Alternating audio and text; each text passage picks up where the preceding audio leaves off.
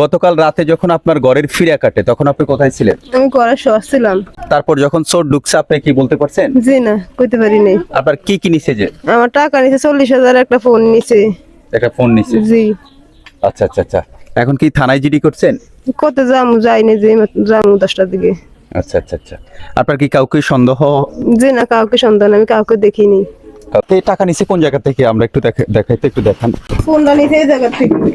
মানে আপনার মোবাইল এখানে ছিল? মোবাইল এখানে ছিল। মোবাইল এখানে ছিল আর টাকা? টাকা এই বিছনার তলে ছিল। বিছনার তলে এখানে? এই টাকা ছিল। তো এতগুলা টাকা আপনারা এখানে কেন রাখছেন? কালকে বিকালে একজনে দিয়ে গেছে নিচে, এর আগে হাওলাত কালকে বিকালে দিয়ে গেছে। আচ্ছা আচ্ছা আচ্ছা আচ্ছা।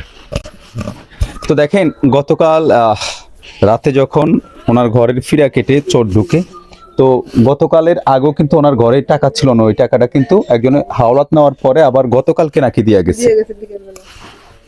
উনি সকালে কিভাবে বলতে পারছে যে ওনার ঘর চুরি হয়েছে? যখন মোবাইল তালাশ করছে ভিটানো উড়ি দেওয়া মোবাইল নেই, এই তো সিকির বাক্য শুরু করছে। অন টিয়া তার দিছে, টিও নেই, ব্যাগ আতা ব্যাগও নেই। নগদ হ্যান্ড ক্যাশ 40,000 টাকা এবং একটা অ্যান্ড্রয়েড ফোন। মোবাইলটার দাম কত যে আপনার? মোবাইলে কিনছে আরো 2 বছর আগে 15,000 টাকা।